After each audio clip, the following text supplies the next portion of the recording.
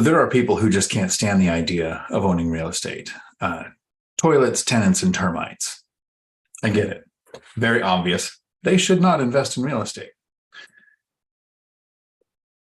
It doesn't matter as much what you invest in as it does that you invest. And I say often that I think people should invest in something that excites them, because you're more likely to stick to a plan you are emotionally invested in. This doesn't mean that you invest based on emotions, but there needs to be an emotional quotient to it, because you're going to hit roadblocks. You're going to hit things that slow you down, things that are frustrating, things that are hard to deal with. If you invest in crypto, your wallet can be stolen. You can watch the dip in the current price of whatever coins you own. If you invest in stocks, if you invest in growing a business, if you invest in real estate, no matter which asset class you choose, problems are going to happen. That's why they call it investing and not guaranteed income, or worse, earned income. But when it comes to investing, I chose real estate for a couple of reasons. I have to live somewhere, and I can house hack. It's really hard to house hack most other forms of investing. I understand the simple idea of renting a property out and making sure that the rental income is more than the expenses. And yes, we can make it a little more complicated, a little more confusing when we say, what is your return? Because then you have to break down, are you talking about an internal rate of return, which is really good at looking at the last couple of years, or a cash on cash return, which we use to project the next couple of years, right? We can make this fairly complicated, but my simple brain can go, if I make more money than it's costing, and I keep buying more assets like that, it's pretty simple. I'll be okay. But what happens when somebody says, I can't own real estate because, right? If somebody hits you with a reason why they can't own real estate, I don't know that I would try to talk them into it. There's an analogy that Michael Zuber from One Rental at a Time uses often, where he talks about, it's a sports ball analogy, not my thing, but he talks about a stadium, and the three amigos, Matt, the lumberjack landlord, Michael Zuber from One Rental at a Time, and me have different roles. My goal is to show the average person that financial freedom is possible. And the average person can actually reach financial freedom, make work completely optional in less than 10 years, even if you're not starting from the best position. Now, that might be stocks, that might be crypto, that might be growing a business, that might be real estate, and 1,000 different ways to invest in real estate. But that it's even possible, that's my goal, is if you're not in a good position, there are some people who don't make a lot of money and they think, well, financial freedom is not for me because I don't make a lot of money. I started investing when I was making $17 an hour as a single parent with 3 kids. I had been laid off from law enforcement, started teaching people how to drive trucks, and wasn't making a lot of money. Then there's other people that say, well, I have bad debt. I shouldn't invest. I had $89,000 in bad debt that I didn't know existed until the divorce. That was my starting position. Not a lot of income, a lot of bad debt. If I sat back, like some people do, and kind of looked for that excuse, that reason why I shouldn't invest, I think I had a couple of good examples as why I shouldn't. I've actually made some videos on what do you focus on first, paying off bad debt or putting the money to work in an investment? Because I think there is it's a nuanced thing. You don't just say, this is what you do. It kind of depends on your situation, your goals, your timeline. But if somebody came to me early on and said, you need to invest in real estate, before I was ready, I probably, like most people do, would have thought of a reason. I mean, there has to be a reason why over 90% of real estate agents never own one rental property. They're in the industry. Often they're working around investors like me who make work optional, retire early. They see the examples, but for some reason, they still don't own real estate. They don't own rental properties. So there's a couple of things I think when it comes to who should own real estate, who should invest in rental properties, that are pretty simple, right? If you hate the idea, and how to demonetize a YouTube channel in 3, 2, 1. If you hate the idea of capitalism, the idea that someone could profit from a provided service, you don't think restaurants should have a margin, they should only charge what the food costs, You don't think that people who own property should be able to make money by renting them out. You don't think that if somebody's better at a skill set, they should be paid more than somebody else who doesn't put in the time, energy, and effort to become better. If you just hate that idea, don't own real estate, right? We need our renters. If you have commitment issues, if you lack the ability to make a commitment, insert all of the jokes there that you want. I figure Dividend Dave will have a good one. If you have commitment issues, real estate is not an investment that you can jump in and jump out of very quick. You can't open up your Robinhood app, start an account with a couple $100 and buy and sell stocks for a couple of dollars. Even if you decide to do a fire sale and get rid of something quick, the title company that will do the closing on an all cash purchase still takes several days, finding the buyer, listing the property. So if you can't put money to play and to be committed to it being there for long term, this might not be the asset class for you. If you're looking to be a day trader, that's not something that's going to fit with real estate. Even a flipper is going to commit time to the process. So I've chosen buy and hold real estate, right? And I'm hoping that each one of my investments works better than all of my marriages. Until death do we actually part. So I'm making seriously long time commitments to the purchase of the property. You sign up for a 30-year mortgage in some cases. I would prefer 1,000-year mortgages. I'm looking at the 40-year options that are out now. So that long commitment is, if you own the property for a long period of time, the appreciation and principal pay down will cover the cost of selling. It's not an easy asset class to get out of, because one of the downsides to it is when you buy or sell a property and there are realtors involved, often that takes 6 to 10% of the gross value of the sale, not the profit, not what you made, but the actual total amount of the sale goes to the agent fees. They're going to cover brokerage fees. You're going to have closing costs. You might have to make concessions if you're selling. If you buy a property for what it's worth and then you want to sell it within a year or two, it's probably going to actually cost you money to get rid of the asset. So the commitment to investing in real estate is over years, in my opinion.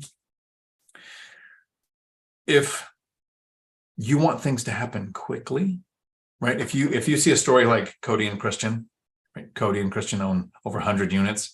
It happens in just a short few years, and you think that is normal. Well, have you thought of the amount of time and self-education that Cody and Christian put into getting the skills to have to do what they did?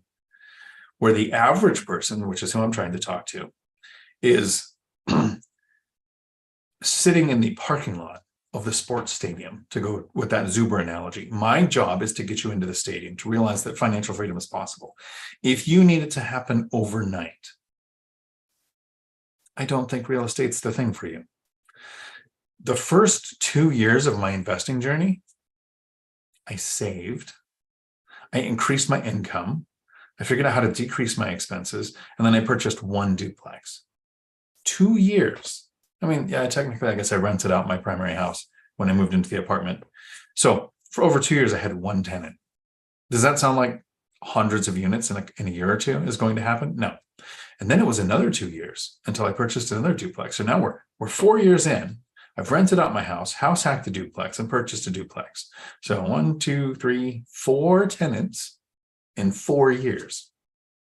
Financial freedom still happened in less than 10 years. Financial independence happened in about 8 years. Bad debt free happened in about 8 years. So that 10-year time span, having the idea that if you're starting with low income and you're starting with a lot of bad debt, 10 years is a reasonable amount of time to reach financial freedom and make work completely optional.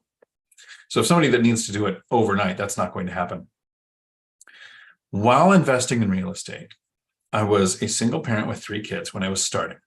I was working at a truck driving school, teaching people how to drive and trying to climb my way up that corporate ladder that I eventually escaped. But I was committing a lot of time to overtime, to side hustles to make money, and raising kids. I don't think that somebody should invest in real estate if they don't have the time for it.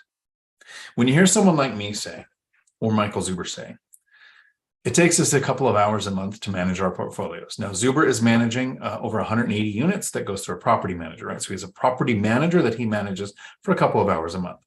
I have currently, I have to get used to saying this, 18 rental units, but managing the 16 that I had until recently takes me about 2 hours a month. So when you hear 2 hours a month, I'm working full time and raising kids, I'm making money with side hustles. Of course, I have 2 hours a month to dedicate towards financial freedom. Sure. That first year, it seemed like it was at least 2 hours a day. And in the growth phase, now, when I talk about 2 hours a month, I'm talking about managing the portfolios. Were the payments made? Were any maintenance items handled? Were there any issues with tenants that I had to deal with, right? The standard management of a rental property. I'm not talking about the time committed to looking at real estate, to hunting through deals, to talking to real estate agents to grow the portfolio. The time commitment in the beginning is a lot. I think I've said this before. It felt like it was about 20 hours a week to manage that one tenant for those first 2 years, because I was doing almost everything wrong. And I didn't have my systems in place to get it down to the minimal amount of time to get things done, I think, in a very efficient manner. The idea that I've heard and I've said a few times is treat your properties like you have 100 and your tenants like you only have one. If you had 100 rental properties, you would not be the person going there to fix a loose board in the fence or to fix a leaky sink or a light that needs to be replaced, right? You would have somebody go and do it if you had 100. So when you have one or two, you need to develop that system to have that to where you're not the one going to do the work. Because if it's taking up a lot of your time, then you're not going to want to add more properties. So the other type of person I think that might not want to invest in real estate is the absolute control freak that has to do everything themselves. Right? There was a time in the beginning where I thought I can really save money if I don't hire somebody to do something. Again, it takes up so much time that you're then motivated not to add any more properties. As soon as you realize the travel time, the interaction with the tenant, the fixing of the item, that could have just been a couple $100 expense to have a handyman go fix, would have saved you a couple $100. But how many tens of thousands of dollars in cash flow did it stop you from developing over time, because it was using all of your time to manage your few rentals so that you don't have the bandwidth to add more? So somebody who has no time to dedicate towards building financial freedom, this is probably not the asset class for you.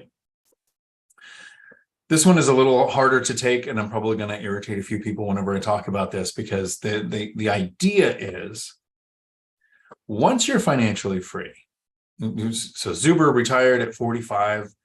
He's been retired now for like 5 years. Matt, the lumberjack landlord, can retire anytime. Millennial Mike is getting closer to being there. So the people I interact with the most are reaching financial freedom and can do it at any point in time. So we hear people often say, well, you're really lucky. Right now in 2023, hello Futureland, if you didn't watch this today, it's not easy to find deals, right?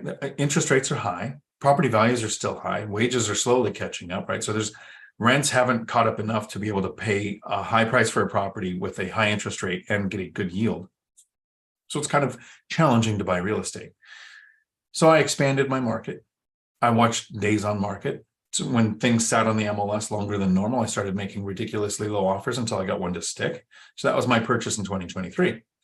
In 2021, when forbearance was coming to a close after the pandemic of 2020, and every dingus on the planet that runs a fear porn channel and talks about the crash that's coming every year, every week with a new video, would say all of the forbearance is going to end. There's going to be a massive run of foreclosures, which on average take over 1,200 days for a foreclosure to go from start to finish. So at the 4-year mark, people are in panic mode in 2021, saying this is what's going to impact the market, so don't buy. I purchased a duplex on the MLS with a conventional loan.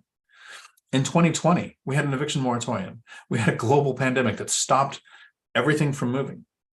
I did a house hack with a fourplex and emptied out my retirement accounts and purchased a triplex in 2020, when everybody was saying you can't buy right now because there's a massive crash coming. And in 2018, when people were saying you can't buy right now because interest rates are above 6%, I purchased a duplex.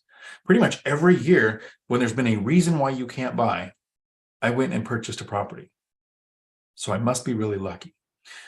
Because there are people who think you are financially successful, so now you can be good with money.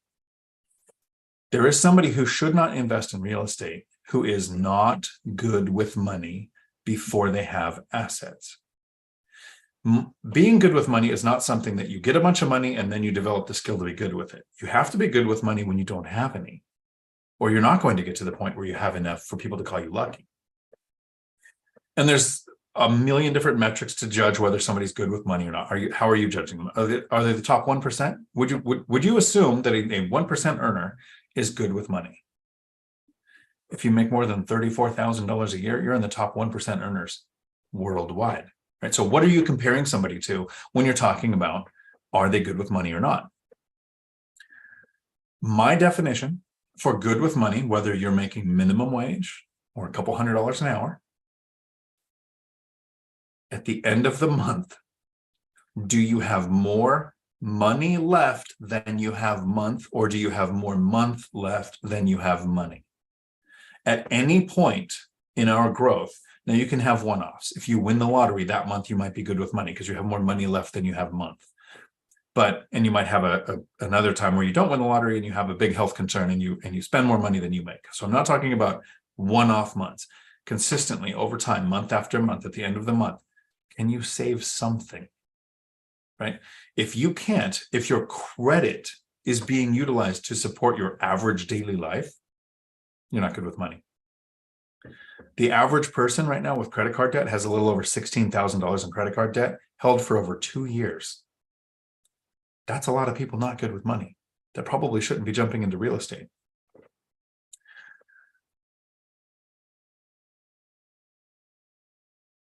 The last person that I want to talk about that maybe shouldn't get into real estate, and then I'm going to get into the questions in the this live stream, which won't happen in Futureland, but I always answer the questions that come up in the comments. I have yet to have a comment go by that I don't answer. Is the person who's expecting this to happen with little effort. My idea is that I can teach the average person to reach financial freedom, make work completely optional in 10 years or less for the lazy person. So I use the term lazy to define myself because one of my strongest motivating factors for getting into real estate is because I didn't want to have a job. I don't want to have to go to work. I could choose to go to work. I worked for 4 more years after reaching financial independence. I liked my job, and then eventually time freedom won out and I retired at 52. But my whole family will tell you how lazy I am. Of my brothers and sisters, most of them run tree services. I actually joined the Marine Corps because to me that was easier than working with trees. That's how lazy I was. I joined the Marine Corps because it would be easier.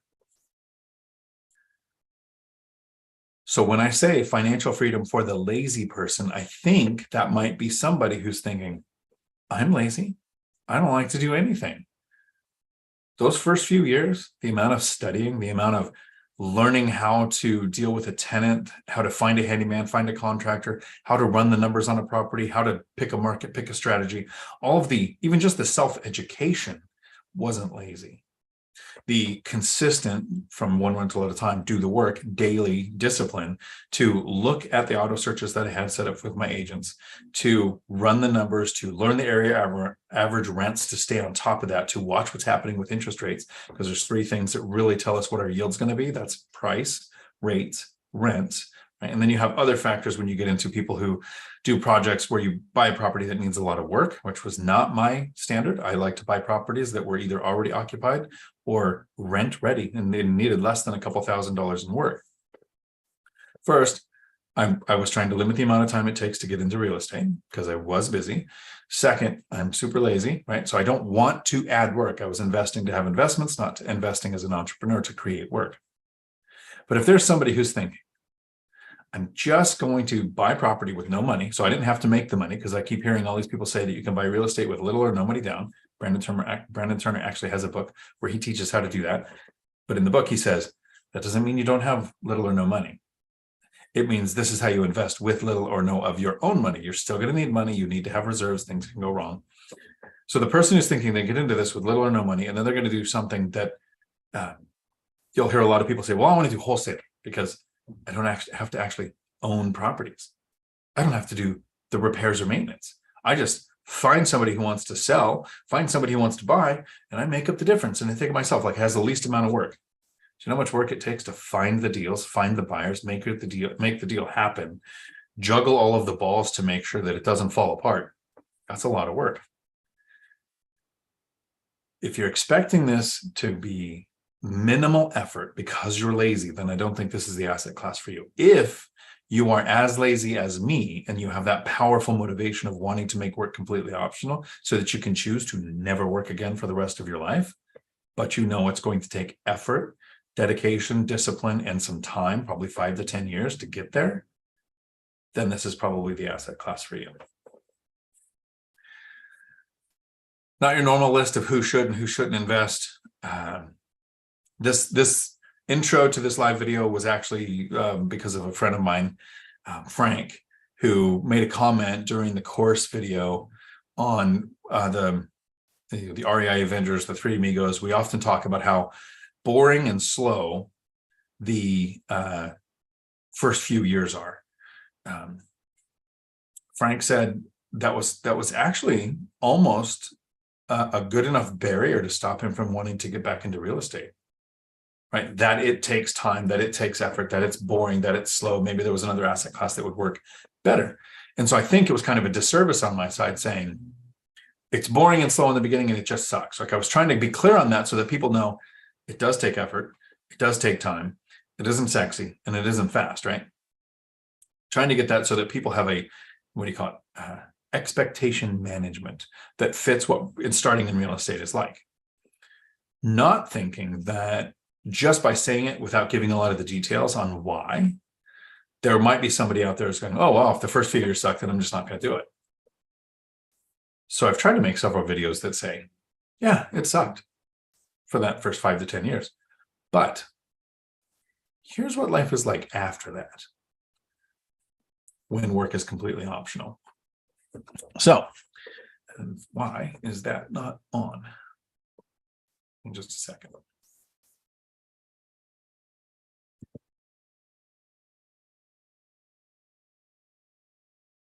There we go. That's better. I got my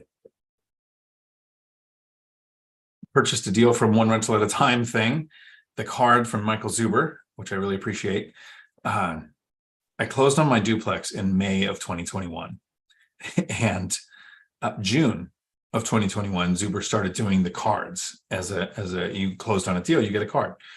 And then from June of 2021 until 2023, I didn't buy another property. In 2022, I was kind of figuring life out because I was retiring, walking away from a job that I really liked, took a trip to Portugal, and did I mention the lazy?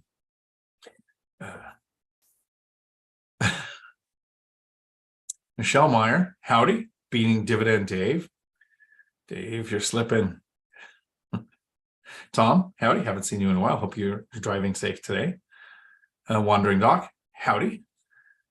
How are you enjoying your retirement? Laura, howdy. Hope you're not too hot in Florida. The Wealth Building Journey, howdy. I'm going to catch the replay. 2 favorite baseball teams play each other tonight at Camden Yards. This series comes along once in a decade, maybe twice. Nice. I hope it's a good game. Wandering Doc just spent 2 weeks in Medellin. If I spelled that right or said it right. I've done all-inclusive, Cartagena, Isla Baru, early retired life is pretty good. Awesome. Yeah. And when I went to Cartagena, I went to Isla de Piratas. Pretty good time there. I'm a pirate minister. It just made sense. Bill, howdy.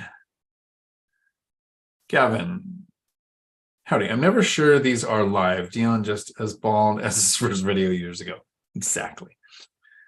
I was given a choice, Gavin, hair or testosterone. I had to choose. Adam, howdy. Thank you for the super chat. I appreciate that. I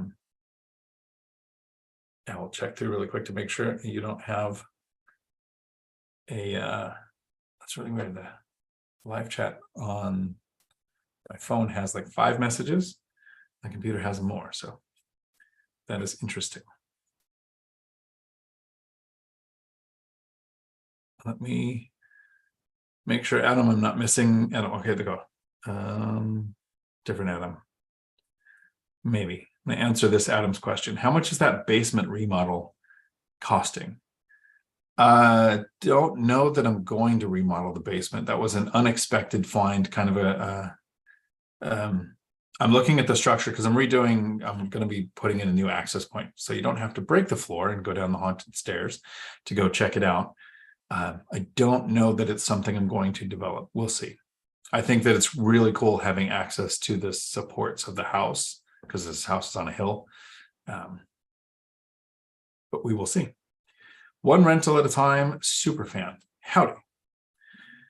Dion, do you have a playlist of how to get your second property? Seems counterintuitive, but I'm stuck on what to do. I have a fourplex cash flowing $3,200 a month. The bank said DTI is still too low to take on second mortgage unless I put 30% down. So thank you for the super chat. It's much appreciated. And it lets YouTube know that there's somebody who likes the content and maybe we'll share it with somebody else. I like the name of your channel. It sounds like your cash flow is good. So you say cash flow $3,200 a month. Is that the rental income? Or is that the profit after principal, interest, taxes, insurance, and setting aside for repairs, maintenance, and vacancy? Like literally what's left afterwards? That'd be my first kind of question because the lenders are going to look at that too.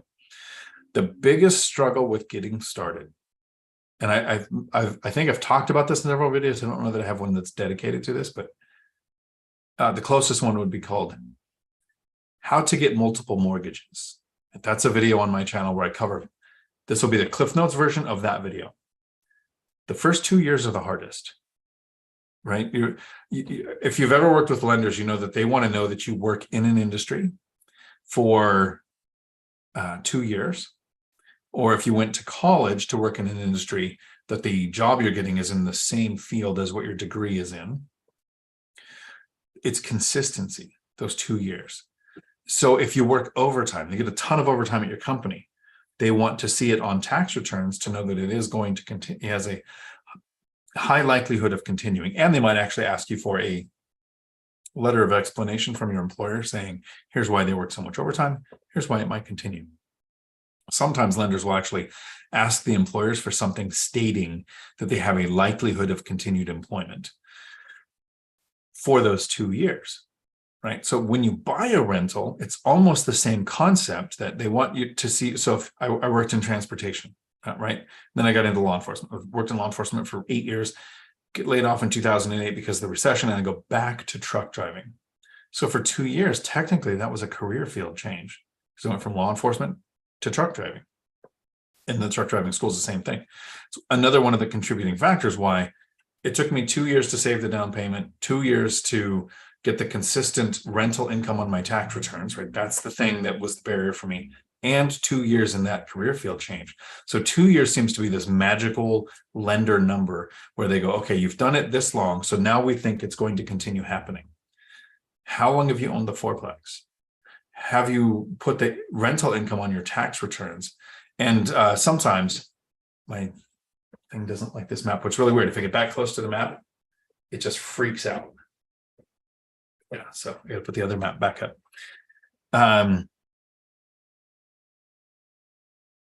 When you go to get the loan, how many months remaining on the leases at your fourplex, right? Lenders don't like to recognize leases unless they have at least 3 months remaining.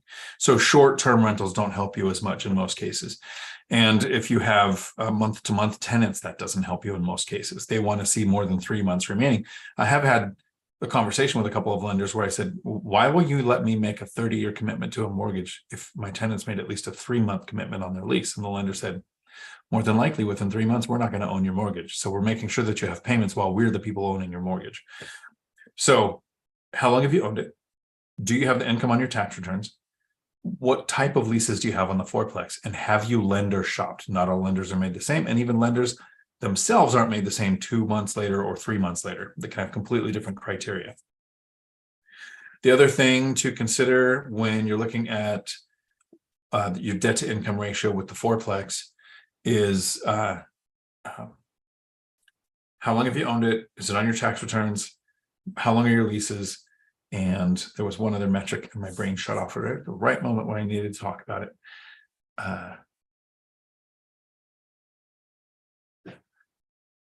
Sometimes I've had people then follow up with the question, well, I have all this rental income, but the lenders don't want to lend to me because on my taxes, I show I'm losing money, which means that person probably hasn't actually talked to a lender yet. So I'm not saying that's the case here. I'm saying that's been the case when that was what happened, because I made over $200,000 in profit in 2022 and carried forward a loss on my taxes.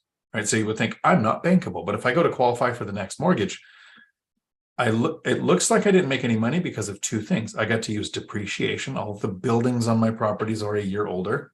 Wow, this really doesn't like the map, does it? It's funny. Even though they've appreciated in value and I had cash flow, I get to say the buildings are older and write that off against the income. And then I get to use write-offs. The lenders take the depreciation out of the equation when they're looking at your bankability and your debt to income ratio. So those first 2 years kind of actually suck. And I wish there was a way around it. Lender shopping is usually the best route. There are other loan products, seller financing doesn't have anything to do with your DTI. DSCR loans don't have anything to do with your DTI. They look at your credit score, but they don't look at your work history, income, debt to income ratio, or all of the things that regular conventional loans tend to look at. I hope that helped. And I see Tom, laid off from work. Now I'm looking to flip and burr. Nice. Well, not nice that you're laid off from work. Every CDL company out there on the planet is hiring. So if you're still looking for work, you can actually reach out. I know most of the recruiters for the nationwide companies still.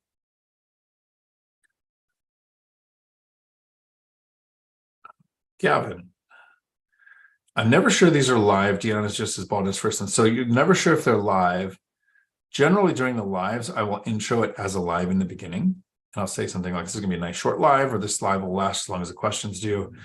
Because what I'm doing now and why it might be a little confusing is on the weekends, I'm releasing the intro to the videos from about a year ago, right? It's kind of cycle through as we go, because I think the intros cover some good topics, but there are some people who will not click on a 1 or 2 hour long video. They're not going to do that. So I want the intros to be seen by people who like the shorter content. Tom, what's your prediction on rates? So ironically, talking about shorter content, this was something I was thinking about making a video on this Thursday, what my predictions are. And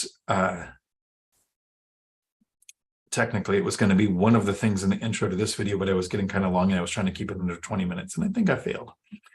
But another type of people, another personality type who maybe shouldn't invest in real estate is somebody who's highly influenced by predictions. And that's, so if you've ever watched, have I ever made a prediction? Like I had one bet with Zuber and Matt, the lumberjack landlord, one time, like 2 years ago, on what would happen with interest rates. But I really like what Warren Buffett says when he says, even if I knew what was going to happen with interest rates in 2 years, that wouldn't impact my investing. So if you're influenced by predictions, and then you have the crash bros, the doomers out there going, here's the new reason no one's ever heard of before, and it's the 18th reason this year so far why there's going to be a housing crash. And I've been wrong on the other 17 videos, but this new one must be right. And there are people who are not investing. They're waiting for the crash. They're waiting for the correction because the crash bros keep saying it's going to happen. They shouldn't invest in real estate. They're too heavily influenced by somebody else's opinion or prediction. Worse, or at least equivalent, the same, is somebody who hears somebody on YouTube say, home prices are only going to continue to go up. Wages aren't going to keep up at a fast enough pace. So you need to hurry and buy a property today, right? So here's the reason why you need to wait. And here's the reason why you need to rush. Predictions, I think, can only harm you. The two things that tell anybody when you should invest has nothing to do with where we think rates are going to go, right? The people on the board with the Fed that determine the rates don't know where the rate's going to go in a month. So to predict where it's going to be in a year is fun game theory, but it shouldn't impact your investing. the two things that do impact when to invest. The first one is, are you ready? Right? And most people will logically go, well, ready means I've saved a down payment. I have the money for closing costs. I have the money for immediate repairs. I've chosen a market. I've got a strategy, right? That's part of it. But the other part is there anything weird going on in your life? Family growing or shrinking, divorce, death in the family, big career change, whatever is happening that is taking so much of your bandwidth that you might not be able to focus on the actual investing. And so that's the first thing. Are you ready? It has nothing to do with the market or interest rates or rents or prices or anything. The second thing is, did you find a great deal? And definition of great deal is kind of ethereal. There are some people who say, well, I'm only going to invest if they have a home run. Well, if you're, financially free, have a huge portfolio and you don't need to invest anymore and you can buy just the best deals that pop up, sure. But in growth mode, I was really happy with base hits. Not one of my properties at purchase point ever came close to the 1% rule, right? I talk often that's a flawed and outdated rule, but none of mine hit the 1% rule. They did get about a 10% return or better. My best, I think, was a 17% year one. Most were 10 to 12%. Base hits. You don't get REIs without base hits. There's my baseball analogy for wealth building journey. Howdy, Frank. Thank you for making this video happen. Trucking landlord. Took me 20 years, but who's counting? 20 years, and I'm trying to figure out if my goal was real generational wealth and to be wealthy. I think it probably would have took me 20 years too. I was looking for financial freedom and to make work optional. I think that's one of the reasons why it only took me 10. But it beats working more than 40 hours a week for more than 40 years to retire on less than 40% of what you make.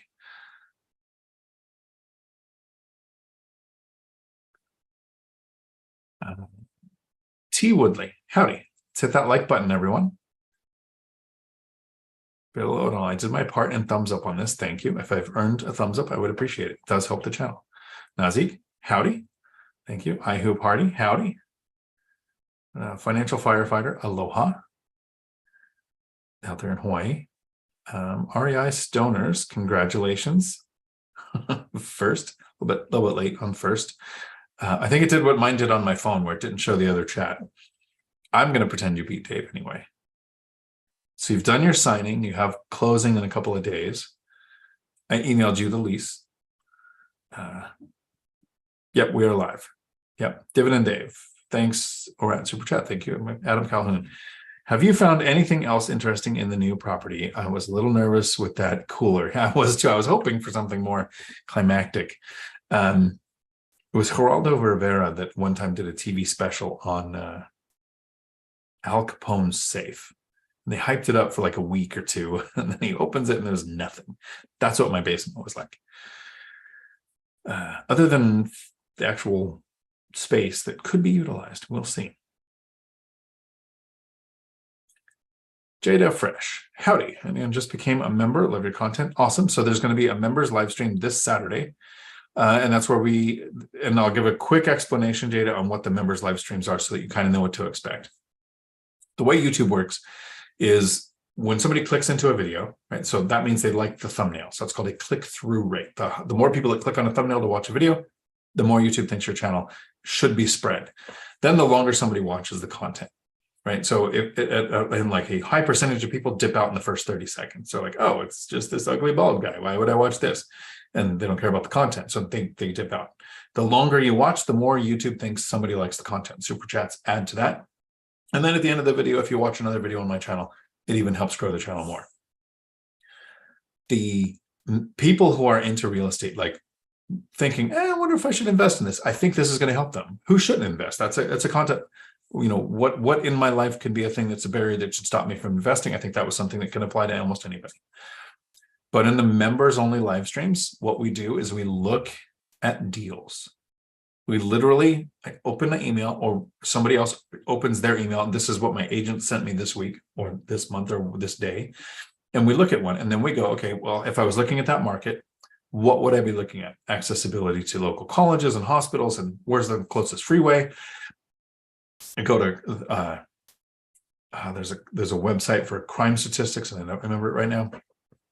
I think Frank, we were talking about that in the last course Zoom. And we'll look at that market, and then we'll look at the numbers on the property. We'll look at the physical aspects of the property. What with this property would help limit tenant turnover?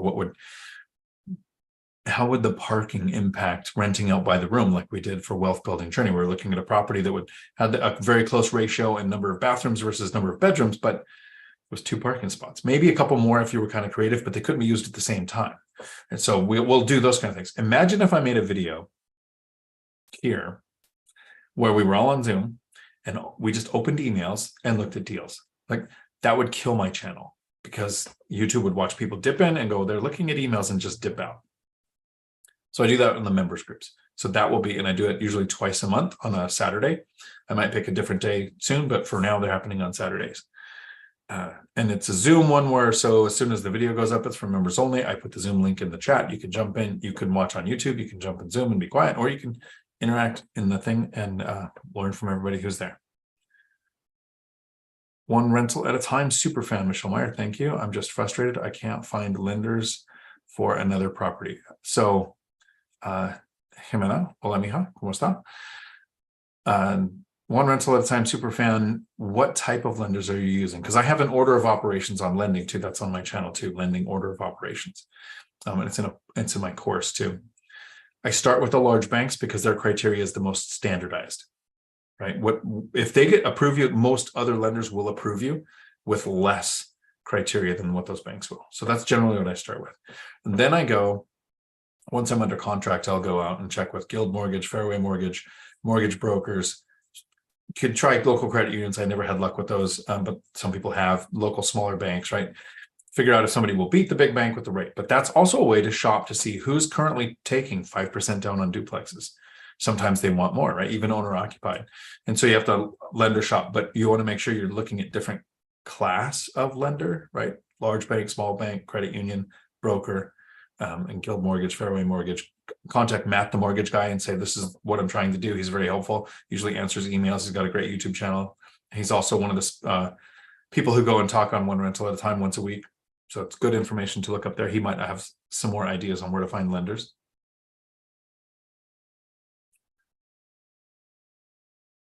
Oh, and I'm sorry, Tom, I never finished. What's my prediction on rates?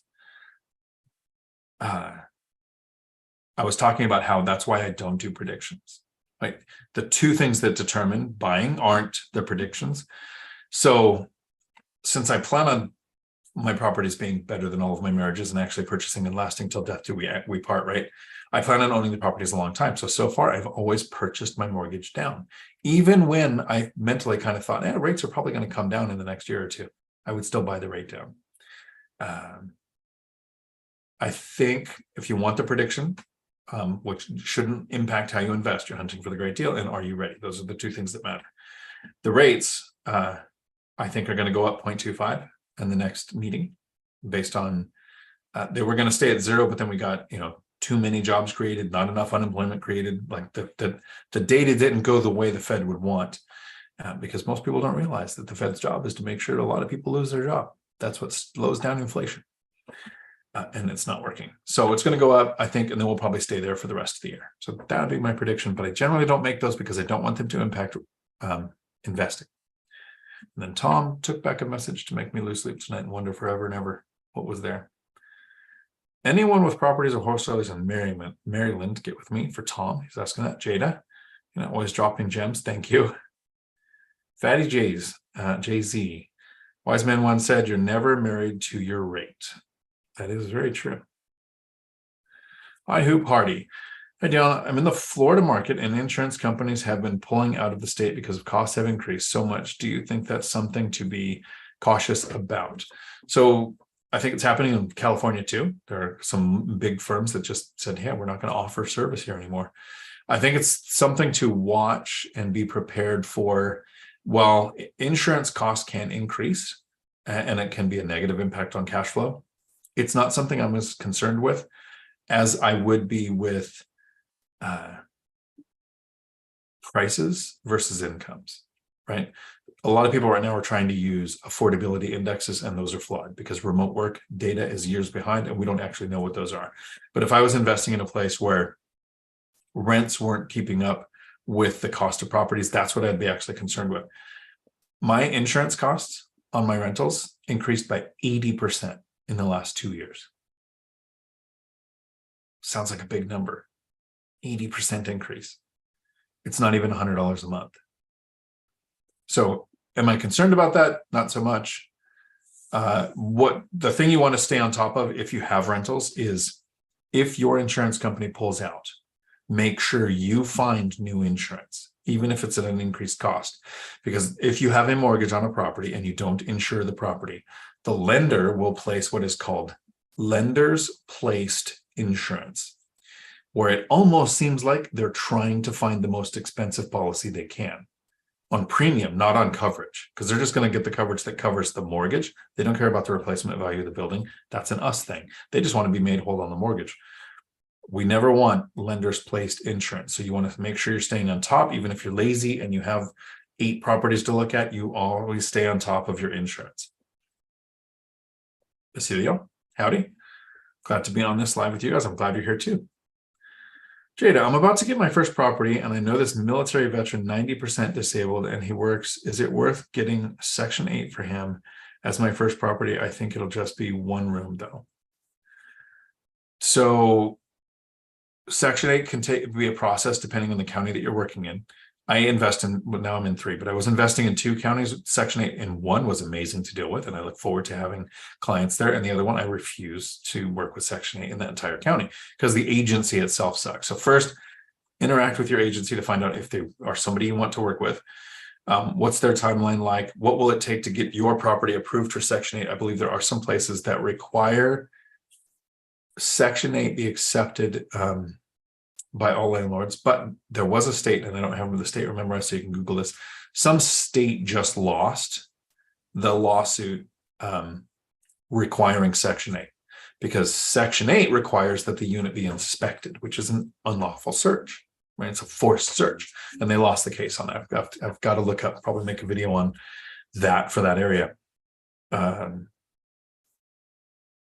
What will they pay? You can actually go to the website, Matt the Lumberjack Landlord has shared, and I'll pin it in a comment after this video on what Section 8 will pay for the area. How close is that to, or is it above the area average rents? And then what is the process like to get the person qualified? An example is I invest in Washington State. And a couple of years ago, there was a 5-year wait to get on the wait list for Section 8. And now all of the vouchers are used and they've literally closed the list. You can't get on the wait list. Same thing happened in Gary, Indiana, where Mike invests. So sometimes you can only get Section 8 for the people who currently have it, although there are veteran programs that might be specific to somebody who's 90% disabled. So I would check into that too.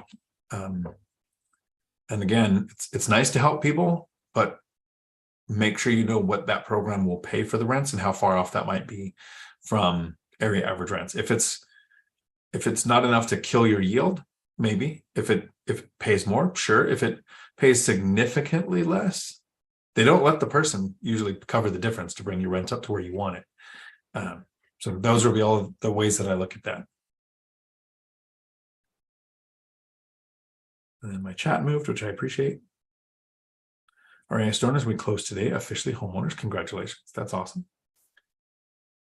Did you finish painting Mike's house? That is Thursday, unless I have to check with where he's at. I'm so lazy, I don't want to paint my places, but if Mike needs help, I'm on my way over there. There should be some good shorts made that day at least. Frank, I'm sorry if I missed it last week. Did you say you have a video about making a resume better? I do. It's on my channel. It's called Why Your Resume Is Not Working.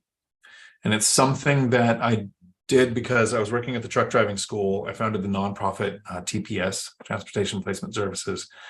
We trained over 2,000 students a year and had lifetime job placement assistance. But that nonprofit, in the first couple of years of existence, placed over 3,400 people into jobs. And I learned something very simple, and it comes out in that video. So I'm gonna, because this is real estate, I'm gonna be short on resume and then back to real estate. Here's the mistake that almost everyone that I know that makes when they do resume. So this is every HR director, everybody who works for the state agencies like WorkSource that or colleges that do job placement assistance. This is the mistake that they all made, and it is the mistake that we made with my nonprofit and at the truck driving school. This made sense to us, but it was completely backwards. We thought we're helping people get jobs, and the employers make the decision whether they're going to hire somebody or not, whether they're even going to call them for an interview or not. So we wanted to get the information from the source. So we went to employers and we asked, what do you want on your resume? What's your hiring process like? What do you want on your application? Now think about this. If you want to date the opposite sex, so I'm not assuming anybody's gender, but if you want to date the opposite sex, would you go to the opposite sex and ask them, how should I date your gender? Or do you find somebody that is the same gender as you that is successful at dating the opposite sex and ask them how they did it? We went to employers and asked them, what do you want on resumes and applications? Not realizing that what they want, what the employer wants, what the HR department wants, is a reason to throw your resume away. They have a stack of resumes. They have all the online applications coming in, and they've got to filter down to the few that they're going to call for interviews. So the first thing that they're going to do is tell you all of the things that they want in their resume. Make sure your address is there so we can use it against you and say, no, you live in the area that you're going to serve. We don't allow that, or your commute is too far. We don't want to have somebody who can't come in on such a short notice. They're going to tell you that we want your chronological work history. So we can say, you have worked for a competitor. We don't want you here. You have had too many jobs. We think you job hop. You've been at one job too long. You have no motivation. Everything about your chronological work history can be used against you. Everything about your age. So when they say put the year that you graduated high school or college on your resume, tells them your age and gets used against you. Every single thing we've been told to put on that is an elimination process. And then I accidentally asked the right question and found out something kindergarten simple about resumes, made a simple little change, and took our job placement from a little over 60% to 97%. That's a huge change. Why your resume isn't working, video on my channel. There's only two that really aren't real estate related. That's one of them. The other one is the hidden job market. You're going to Japan this weekend, Dave? Nice. I should fly to Japan, hang out with Dave. Huh.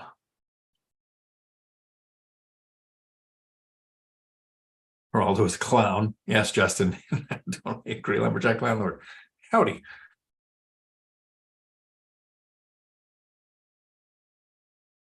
Charlotte was down there. Yeah, we did. And it was Stanley. Stanley was down there. Stanley was the spider that was this big in our basement. There was a bunch of them. They have the whole world to live in. The house is mine. At what time on Saturday? I'm Eastern time zone. So right now, what it looks like, the course videos are happening at noon, and the BiggerPockets bootcamp where I'm the teaching assistant happens at 2. So I'm probably doing the members live stream at 1. So that would be 4 p.m. Pacific, 4 p.m. Eastern, 1 o'clock Pacific. If I did any of that math right, it's not a math channel. Flash of light. Howdy. I'm renting by the room and my owner occupied. It seems like my W-2 alone has to be high enough to support the second house. So that means I can't quit W-2 until after I get the loan on the house number 2. As much as it sucks, I don't know that I would quit after you have the second. You want to have consistency with real estate. You want to have the bankability. You want to have the debt to income ratio handled with rents covering it. I probably wouldn't walk away from the W-2 because one of the bigger mistakes I hear a lot of people talk about is I quit my job because I'm going to get into real estate. And then they made lending really hard, right? Seller financing is still an option. DSCR is still an option, but those usually DSCR, it's a higher down payment, worse interest rate. Usually I've seen it sometimes where it was inverted. Seller financing, it's really hard to find the deal where the seller is open to it. The agents agree with it and they have the equity, not enough owed for you to be able to do seller financing. Right. So there are other options, but primarily conventional loans are the way that I like to get started. And for the first 2 to 4 years, I think that's going to take a W-2. Dividend Dave sent me money for the plane ticket to Japan. I'm sure that's going to cover the entire cost. If that covers a recognizable percentage, I might consider it. We'll see when I look at the prices. And kind of it's a small country, but it's big. Email me where in Japan you're going to, because I am kind of looking for where to go next.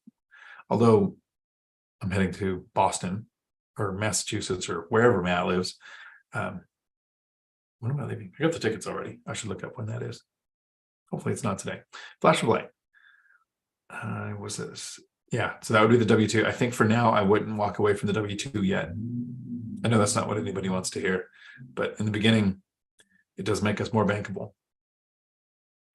Laura, I was so confused. I was losing money in real estate according to my income taxes, but my bank account keeps increasing from real estate. Your explanation from a while back was life-changing. Thank you. Yeah, it's really weird. I mean, a ton of profit. Laura, it's like Congress is full of people who own rental properties that keep making laws that benefit people who own properties. So weird. Legacy OPP. Oh, howdy, making me lose sleep, taking that message back to make me wonder forever and ever. JMC, howdy. Nice to be part of the live. Thank you. I'm glad you're here too. 2 questions. 1, any tips on working full-time and getting started in real estate? Luckily, I work remote. Okay. Would you ever write a book about real estate investing? So first question, hopefully I remember the second one. If you're working full-time, so that was kind of tied in a little bit with Flash of Lights. If you're working full-time, that means you're more bankable in the beginning. There are people who have barriers. Like I have a friend who's been in the US for like 7 years. I don't think he has a credit score. He's here legally, but getting a loan is going to be a challenge. So then the other things like DSCR, asset-based, seller financing become more attractive until you get all of the things in place like a W-2. So that's not a bad position to be starting from. I think if you're working full-time like I was, one of the things to getting started is to look, and I have to be very careful when I use this term, turnkey investing. Now, that doesn't mean go out and find a turnkey investing company and work with them, because they usually have an upcharge, and there are some great ones out there, and there are not some great ones out there. But what I mean by turnkey is it's almost takes no work, right? The work is finding the deal, securing the loan, doing the inspection, hoping for an appraisal to match, introducing yourself to tenants, setting it up, right? Like all the steps to owning a rental property. Instead of, I'm at 12 years of investing, and I'm doing my first BRRRR project right now, which I have officially decided is my last BRRRR project, because no, even retired, this is too much for somebody to do. But most of my properties I purchased, they needed less than $2,000 worth of work, and that included putting in keyless entry locks, motion sensor LED lights, fixing small things around, some things from the inspection report, maybe even asking tenants what they would fix, and doing very little work to it. I think the most I spent on one was when I had a roof replaced, but I knew going in it had a roof problem. And so that didn't actually take much of my time. It just took a chunk of money. So when you're working full-time, I would look for something that takes the least amount of effort, which sometimes means a little more hunting, watching days on market. And for the first several years of investing, for me, it was speed. I had to have the offer in fast. Like my agents and my lenders knew that we had about an hour, maybe 2 hours, if it was literally a Sunday, to get that offer in with a letter of pre-qualification, or I was going to the next lender and the next agent, right? It had to be fast. Last couple of years that shifted. Now I'm watching days on market, making low offers on things that sit longer. So it takes a little more work to find that property. While you're working full-time, I don't suggest you do what Financial Firefighter did, empty out your retirement accounts and acquire 14 rentals in 2 years, and then deal with some turnovers in the winter and a couple of evictions and have all of that happening while you're working full-time. I don't suggest that. That seems great for Christian and Cody, who didn't have full-time W-2 jobs. At least Cody's never really had one, other than I think a couple of weeks or something, or an afternoon. I forget, he says it better than that. They have the time and energy to commit to that. Versus if you're working full-time, I don't think that the investment should take up much time. I think the hunting for the investment kind of can, because it's done on your schedule, right? You look at the emails when you have time. And to me, it's like a lottery scratch ticket, right? Every time I open an email, this might be the next thing that increases my cash flows. To me, that's exciting. That's not work. And then get your systems in place. as I said really early in this video, treat your properties like you have 100 and your tenants like you have 1. So keep your tenant turnover as low as possible. I preferred to actually hire already occupied properties because that generally meant very little work needed to be done, maybe fix a few things, and then use the binder strategy to get rents where they need to be without having to do a rehab. A lot of investors will talk about wanting to get into real estate and they want to buy an empty property. They want it vacant. They don't want to deal with tenants so that they could do a full rehab, get highest end market rents, put a tenant in place. Well, the higher your rents are compared to the market, the higher your turnover is. The more rehab you do, sometimes the better yield you can get. I think the amount of sweat equity, even if it's not your own physical sweat, but managing the contractor, getting the permits, getting everything done right, can get a better yield. But when I buy a property and I go there maybe for the inspection early on, and then I haven't been to that property in 4 years, and I've talked with the tenant 2 or 3 times, least amount of work for a good return. It's not the best return that I can get, but it was the least amount of work. That's what I suggest when you're working full time. Would I ever write a book about real estate? So I have officially finished the Michael Zuber audio recording for One Rental at a Time. So here's the Cliff Notes version of how that went. He wrote the book One Rental at a Time, and then he tried to narrate it, and he decided he doesn't like the way he narrates. So he hired, what's a professional term to say, broken robot through Amazon Prime to read his book without, the emphasis is always on the wrong syllable all the way through the whole book, and it just sounds horrible. So I did a review. I listened to his book because I listened to a lot of stuff, and I did a video, a critique of One Rental at a Time. I said, great book, great information, easy to understand, motivating, hate the narrator, right? So I did a video saying that's my critique. Then he wrote 15 Conversations with Real Estate Millionaires, and I offered to get the information out to more people so that they wouldn't have to suffer through I think he paid like $5,000 for the Amazon people to read that book, the narrator, the robot narrator. I read 15 Conversations with Real Estate Millionaires, which took like 6 months because I didn't realize how I had to educate myself on what a stupid sound studio is and the settings that ACH or ACAX, whatever they are, Audible wants their settings to be at. Did that, and then I did One Rental at a Time. And then he's going to replace the original audio with mine. Hopefully I'm better than a broken robot that doesn't have inflection. And who really struggled with the One Rental at a Time. They kept throwing back, this is wrong with this recording, this is wrong with this recording, and I think I'm finally done with that. So I wasn't going to do anything book related for me until I finished doing the ones for Zuber because I offered to, and I wanted to help Mike. Well, now that's done. Right. So I think if I write a book, it'll be within the next year. But I don't think it's going to sell a lot of copies because One Rental at a Time is the 15-year journey of how Zuber reached financial freedom. 15 Conversations with Real Estate Millionaires is 15 conversations that he did interviews with of different people who use different strategies. Right? 203K loan with Meet Kevin, the Burr method, like all the different ways, 15 different versions of reaching financial freedom. So those are stories. Those sell really well. Mine's going to be a super boring instruction manual. Like there are some people who learn this stuff audible, right? There's some people who want to see it on video. There are some people who need to see it in print. So I want to make a book that has, there'll be a short, very short, maybe 1 chapter that says, okay, here's where my position was. This is all the things that was wrong in my life. And here's what it looks like 10 or 12 years later when I reached financial freedom and walked away from a job that I like, because time freedom is awesome. But every other chapter is going to be, how do you screen a tenant? And it's going to read like a IKEA book for putting together a dresser, right? This is the steps that you take. It's not a story. It's this is how do you run a credit score? How do you show your properties when you have multiple tenants that want to see it? All of that kind of stuff, just super boring, stretched out in a book. That's not going to sell a lot, but I think it's going to help the people who need to see it in print. And that way, as you're reaching financial freedom and you get to a point, you're like, how do I get the best interest rates? If you're a person who doesn't learn best through videos or through a podcast, you can go to the book, go to the chapter, order of operations on, and that'll be in the book. So I plan on it, yes. Do I plan on it selling very many? No. And then my chat moved, which I appreciate. Again, that means more questions are coming. Legacy OPP, thank you. Thank you.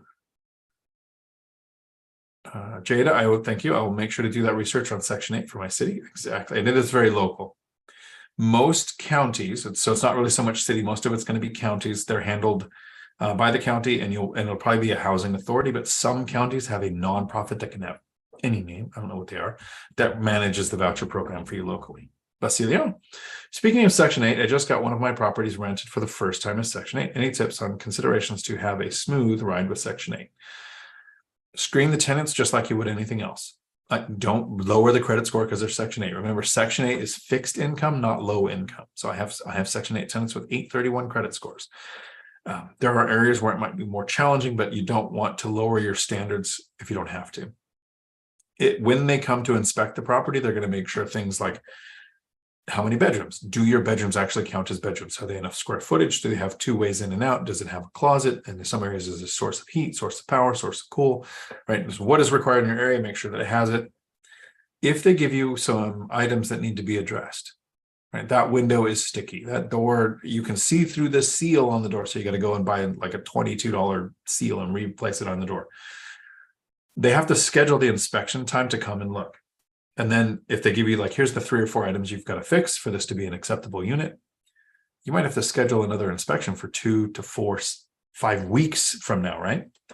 Before the inspector leaves, ask them, these things that you want me to fix, can I have your email? When I've fixed them, when I've remediated the problem, can I send you a video in your email?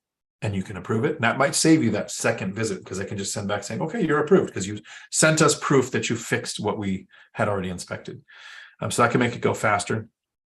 You can use the binder program. So the binder, anybody who's new to my channel, this is kind of what I'm known for in real estate, other than being super lazy, is I get my tenants to ask me to raise the rent.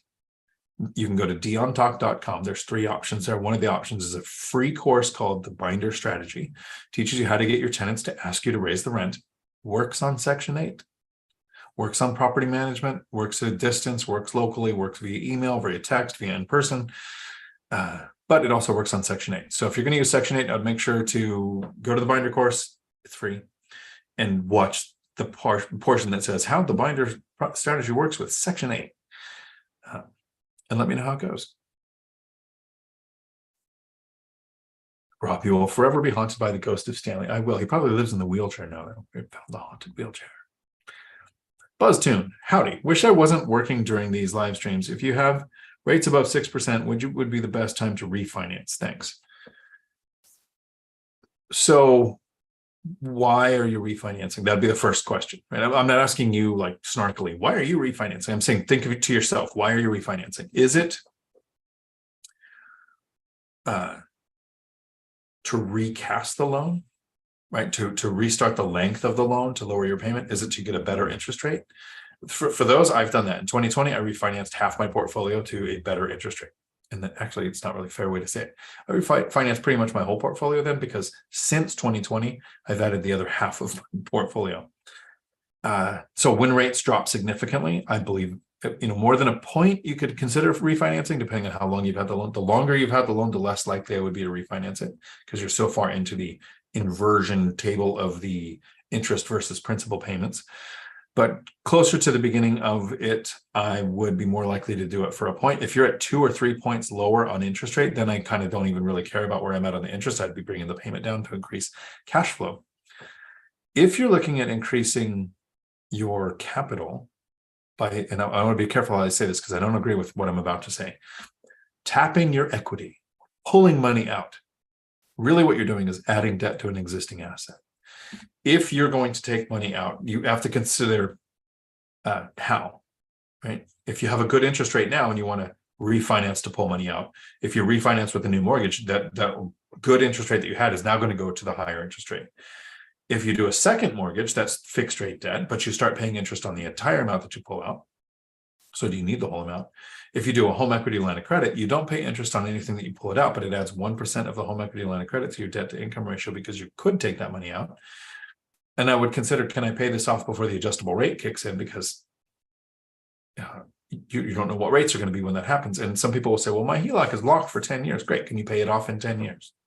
If not, then I wouldn't use the HELOC.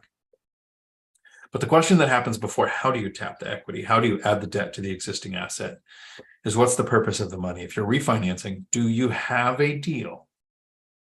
Confidence in your ability to get a deal that's going to justify the debt on the asset that you buy and the added debt? Because one of the reasons why, and I have a video on my channel called Why So Much Cash Flow, there's a picture of the Joker on it, it's easy to recognize, is because I've never cashed out money. I've never taken out a home equity line of credit. I've never sold 1031 to redeploy capital. I've only recycled cash flow. And doing that has me receiving more than $1,000 on average, more than $1,000 per month per unit. So when I hear BiggerPockets or somebody using the BRRRR method talking about $1 or $2 or $3 or $400 per unit starting out, I mean, that might be a base hit. I might consider it, but if you're going to use the BRRRR and refinance out, I think I would just leave the money in there. That's what I'm considering doing with my most recent purchase. This is a self-funded BRRRR. I might not even refinance out just because I would prefer the cash flow to the capital to deploy. So are you recycling capital or recycling cash flow is what I would consider. So if you're above 6% to refinance, I generally don't recommend it unless you're going to increase your cash flow with that. Unpopular opinion, I think. Jada, I want to go to Japan, beautiful place.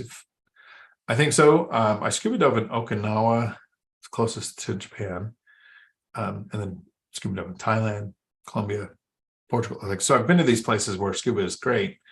I have not been to Japan for scuba dove, but I'm assuming it's pretty close to what it was like in Okinawa, where at the time it was a $1,000,000 fine if you took one of the conchas out. I have 3 conchas over here. Anybody is on offer up. Rob, Siberia, that's where Matt lives. He does live in Siberia, and that's why I'm going there this time of year. If you're using contractors for the BRRRR, what part is too much? Fatty Jay-Z, no, it was Rob. If you're using contractors for the BRRRR, what part is too much? Okay, let me process that. So I don't want to do talking to the contractors, finding the contractors, talking to the city. And it's not that it's too much, Rob. It's too much for me. My triplex rental. Take the money out of the 401k. So an email to the fund, pull the money out, find the property, make the offer, schedule the inspection, schedule the appraisal, landlord introduction letters, binder strategy. So maybe a total of 6 hours to acquire that property. That produces $3,800 or so a month in cash flow. That was worth it.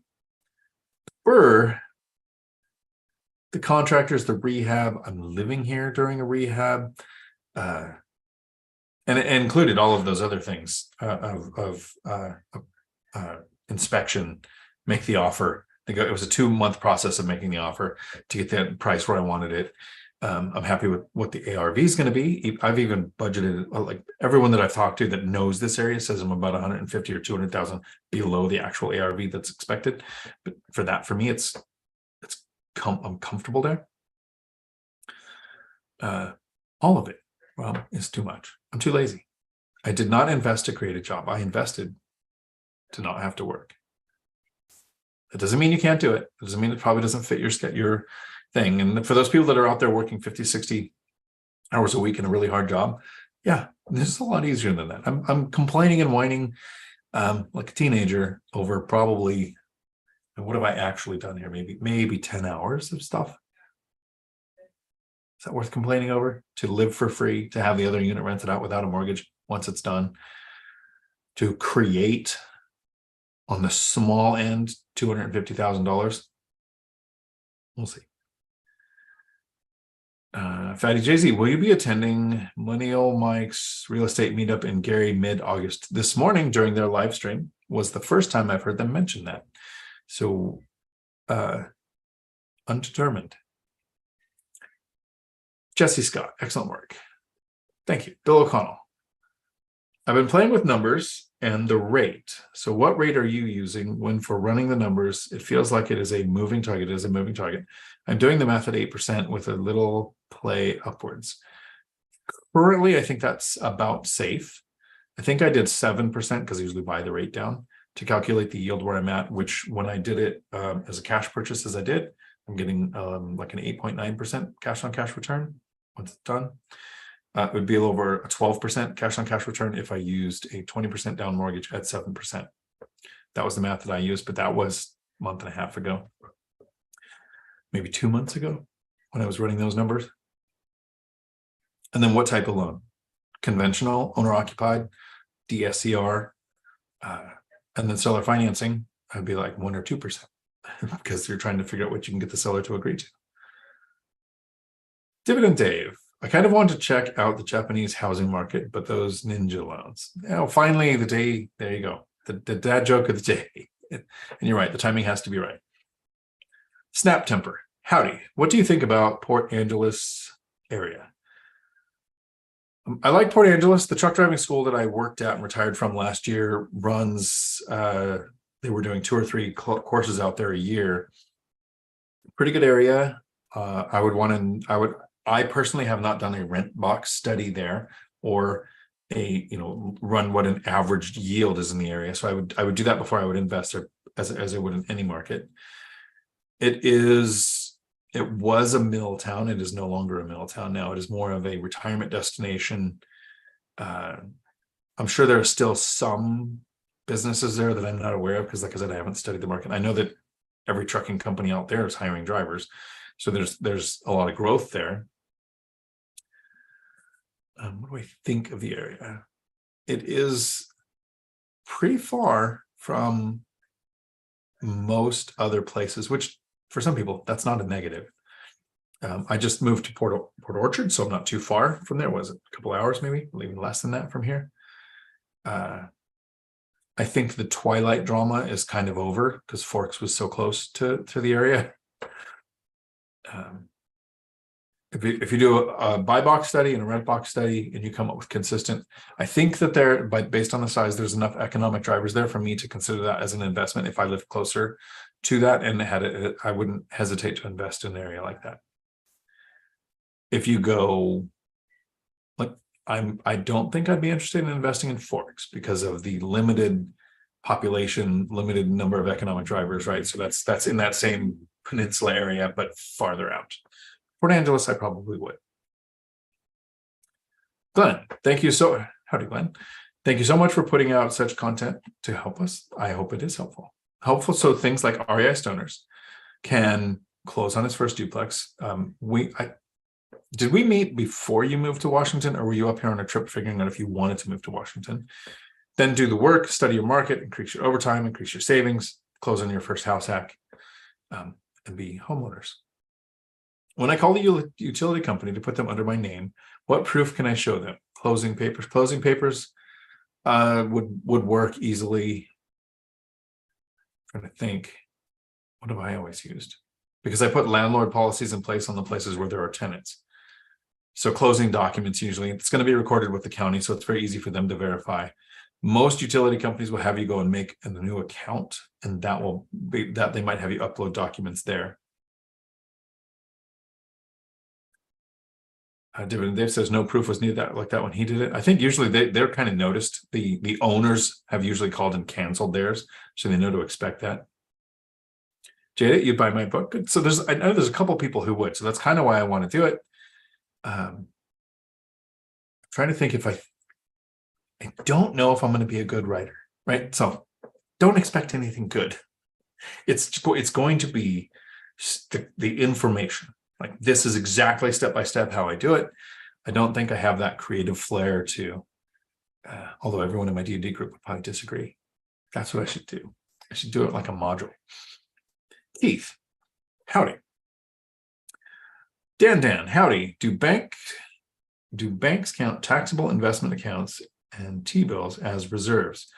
Often they will take 50% of a retirement account as a reserve, 50% of investment accounts as a reserve. I don't know about T-bills because, well, they might. I think they would figure what's the penalty for withdrawing early and what's the penalty for what taxes and what other expenses are associated with taking the money out of the T-bill, if it's possible. They do. Yeah, they can. And each lender is made different, right? So some might have more loose criteria and might be more strict. Rob, Dion would have retired early if Diablo 4 release got moved up. Moment of transparency. I don't want to say it sucks, but, and I'm sorry, Tony, if you're watching this in Futureland,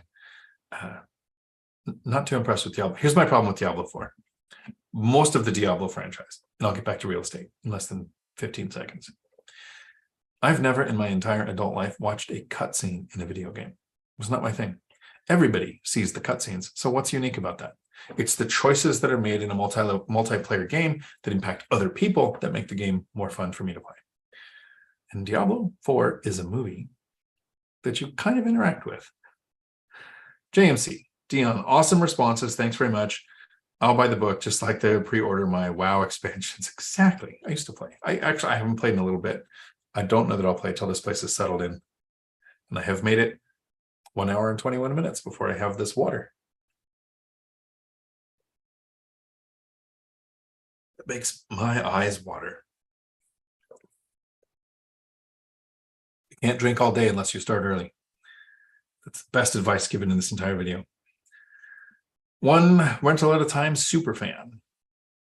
Dion, I believe you mentioned previously that you haven't used your home equity to cash out. I just covered that. Yep, so this came in just before I did that. But what are the pros and cons for tapping equity? Let me think if I missed anything of the pros and cons. Lumberjack Landlord and Michael Zuber from One Rental at a Time tapped equity. They pulled money out, they refinanced, they sold to 1031. Both of them have portfolios over 100, right? They have, I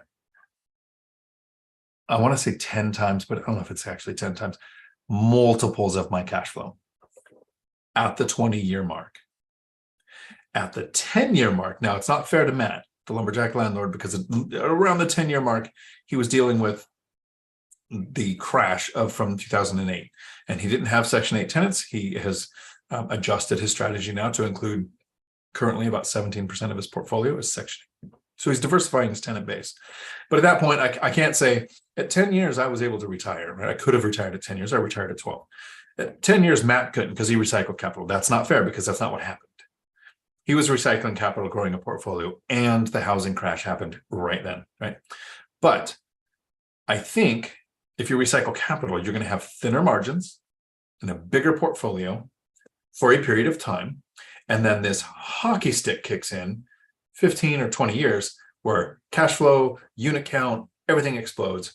I was on a shorter timeline. That's why I chose to recycle cash flow instead of capital. I don't want to own more rentals. So write that down. The person who retired with real estate, owns rental properties, doesn't actually want to own more. I'm not even sure I want to keep 16. I could sell off. I would probably choose my single family house. It's the only one I hold. That I'm not keeping because I'm keeping it because I'm petty. And I kept it through a divorce. So, but if I sold that, I could take that money and probably pay off 2 of the mortgages on duplexes, increasing my cash flow, reducing the number of tenants that I need to manage, right? That's my goal was financial freedom, not a big portfolio. So pros and cons, you want a big portfolio and bigger cash flow over a longer period of time, longer timeline, I would recycle capital. For it to happen faster, bigger margins, more cash flow from less units, then I would do it the way that I did. And then Lumberjack Landlords here.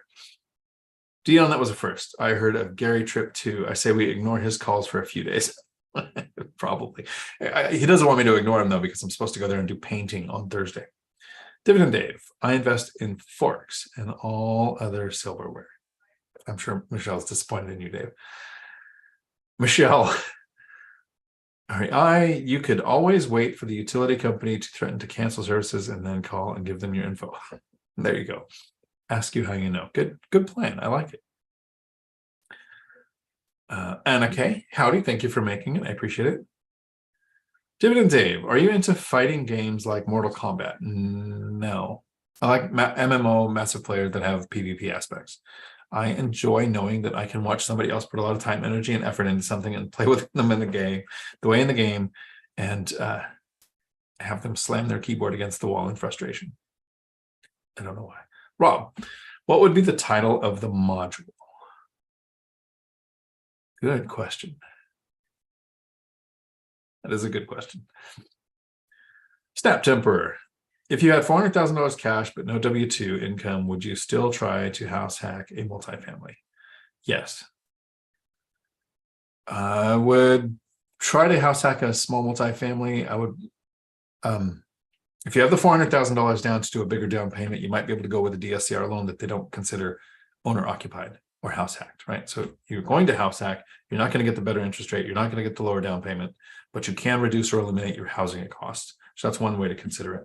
The other thing is, so you don't have a W-2, seller financing becomes probably very important if you can find it. So I would develop a strategy for finding those. Outside of seller financing, DSCR, what other ways would I get into small multifamily? I would still consider it. You could, with $400,000 and no W-2, which means you're not tied to anywhere, there are a lot of markets where that is a couple of paid off properties.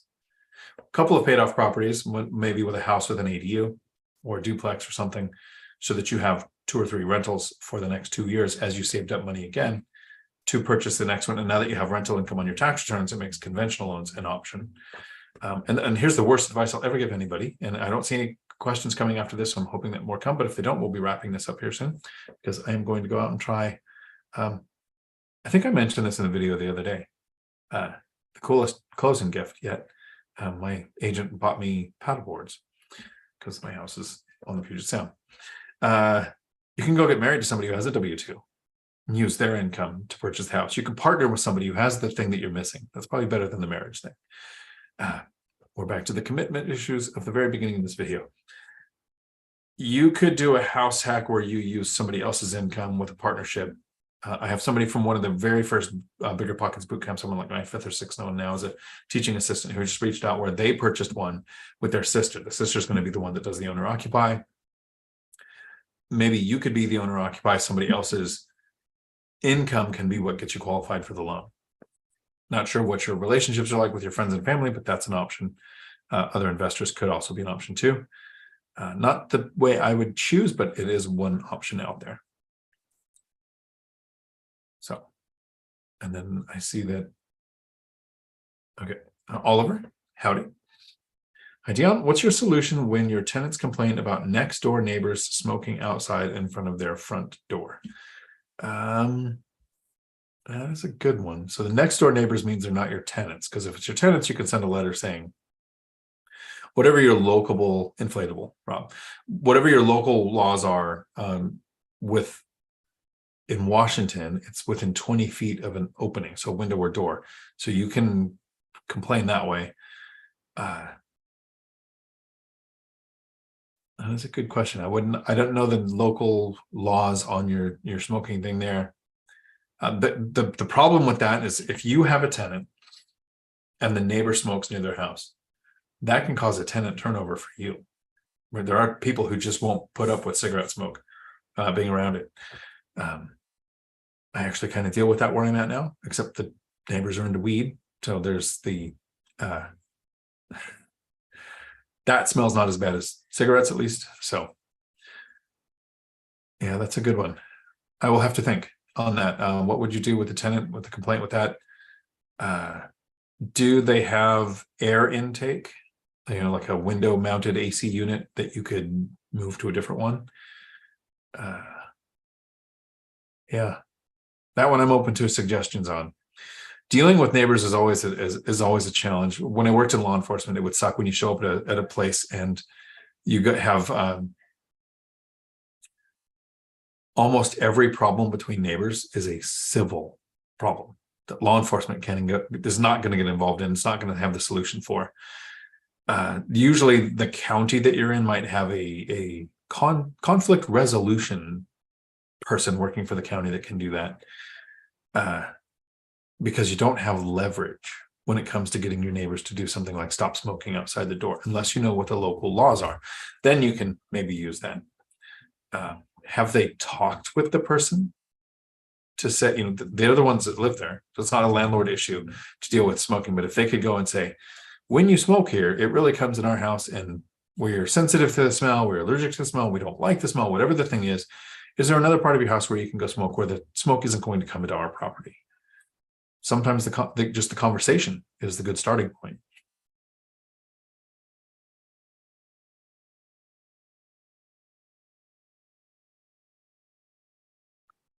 REI Stoners, have you switched accounts? I want to contact that mate guy. I think it was Bob Lingworthy. Yeah, that's accountants. So not accounts, accountants.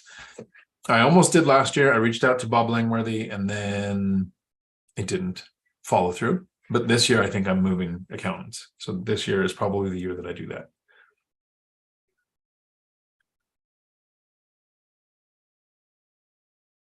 Rob, jumping in for Dividend Dave, saying, make sure I inflate it till it's super stiff. JMC, can you do a too long didn't read on most important tips when getting prepared for real estate investing? Also, do your YouTube lives get posted to YouTube? They stay on YouTube. These will stay here.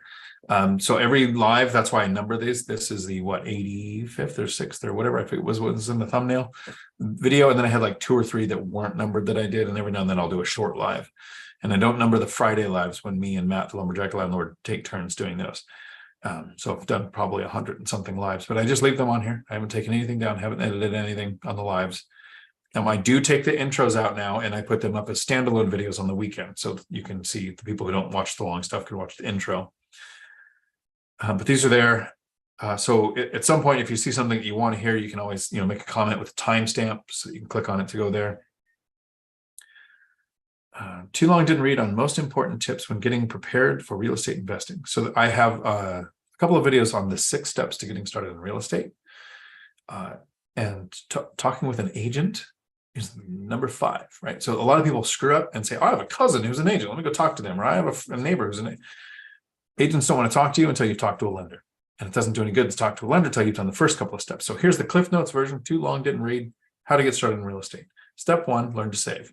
You need to figure out that saving isn't spending less. It's increasing your income. Overtime, side hustle, learn a skill to be more attractive to your employer, to get a raise, promotion, climb the corporate ladder, or sometimes change companies. Changing companies right now is a way to make more money than staying for a cost of living raise, or often even getting a promotion. So that's the first thing, learn to save. Reduce your income, save the difference. So make more, spend less, save the difference. Step 2, work on credit score, right? For most loans, even DSCR loans that aren't tied to your W-2 income, your salary, your debt to income ratio, they are tied to your credit score. So the goal is a 740, but you on Credit Karma don't see the same credit score that lenders do. So you want to be, and it could be 30 to 40 points off. You want to be working towards a 780 or higher. My credit score is only like an 805, so I don't teach people how to do credit scores. If I had an 850, that would be one of the parts of my course. But since mine's only hovering around 800, I talk about what you want it to get to, but then you should probably find some YouTube channels that focus on how to get your credit score better. I know a couple of tricks, but always be working on that. So those 2, saving and increasing credit score, is all the way through your investing. It doesn't stop just because you got 5 rentals or 10 rentals. You continue to do that. The third thing, that's not 3. The third thing is talking to a lender. You've learned how to save. You are increasing your income and decreasing your expenses. You're working on your credit score. You go to a lender to find out what are your options. They might say you can't borrow anything. So now you got to look at seller financing. What are the loan options are out there, or can you buy all cash? Whatever the things or they could say, like I did when I was talking to a lender, they said, you can't buy anything. You don't make enough. You got way too much bad debt. I mean, unless you had rental income on your tax returns for a couple of years, then you can buy something. And I said, well, why? They explained it to me. So I moved from my house into an apartment and rented the house out for 2 years. And at the 2-year mark, I had saved a down payment, had rental income for 2 years, had been in the same industry for 2 years, was able to buy the duplex. I wouldn't know that unless I did step 3 and talk to the lender. Step 4 is pick a market and strategy. You need to know what you're going to want to do and where you're going to want to do it, so that you know how to set up your auto searches, how to find your properties. Is it going to be driving for dollars, sending out mailers, auto searches on the MLS like I do with multiple agents. So these are the first 4 steps. All of that can happen before you even talk to a real estate agent yet. Step 5, actually tell an agent what you're looking for. I work with several. I don't sign exclusivity agreements. That's more for somebody who wants to buy a house, not an investor who wants to not go look at properties, but make offers on the ones that I'm going to buy. Step 6, rinse and repeat. Actually run the numbers on properties, get better at your skills, and make offers. Keep doing it. So there's your Cliff Notes. Too long, didn't read, how to get started in real estate. Thank you for that question. Hope it helps. Kevin, cigarettes smell better than crappy weed rolled in the cheapest blunt wrap. It depends on the quality. Yeah. My problem with cigarettes is both my parents smoked, and my mom who, I still miss you, Mom. I miss your dad too. But on her way out, the last couple of years, she would smoke around her oxygen tubes. So I have a problem with it. That's why I think the weed smell doesn't bother me. Having worked in military, law enforcement, and truck driving, I've always had those jobs that were federally regulated. So even though things are legal in Washington, I haven't been much of a marijuana person. Still doesn't bother me though. It's not like a raft. It has to be super inflated or they bow on you. Okay, cool. Good to know. Gavin, I have not had good luck with police service in my city, but the neighborhood inspector is very fast to address my internet complaints about some nasty tenants. There you go. Nice. Live number 86. Thanks, Bill. And it was there somewhere. Rob, when is Zuber coming on to the members to do his market? That's a good question. We do it on Saturdays and he doesn't work Fridays and Saturdays, but maybe I'll mention to him next Tuesday when we do it, because we didn't do the Three Amigos today because he was doing something that he's probably going to share in the daily update tomorrow. Oliver, hey Dion, did you ever get to review Chandler David Smith's real estate course to provide any feedback? I did not, and I didn't want to because he had so much personal stuff going on that it wouldn't be a fair review. We'll see what happens next year, though. So I haven't done that to give any feedback. Look up. Howdy. Cool. So I'm going to give it a couple more minutes here and see if any more questions pop in. I do these every Tuesday at 4 p.m. Pacific. My goal is to answer all the questions that come up. I'm trying to help people realize that. So it's kind of a three-tiered set. And this was an analogy that I mentioned early on in this. It's kind of a sports ball analogy that Zuber came up with. At an arena, I'm in the parking lot.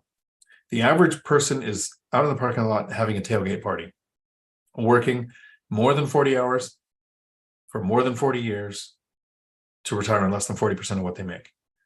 And I want to convince people, not convince people, I want to share with people that it's possible to reach financial freedom in less than 10 years and make work optional. That's my goal. Whether it's stocks, real estate, whatever, at least look into the idea that you don't have to work until you're so old you can't enjoy your retirement. In the stands, Zuber, with all of his millionaires that comes on his channel, shows all of the different ways to get on the field. All of the different creative strategies, like he literally came out with the book, 15 Conversations with Real Estate Millionaires. Look at all the different ways you can do this. To say, here's how you get into the game.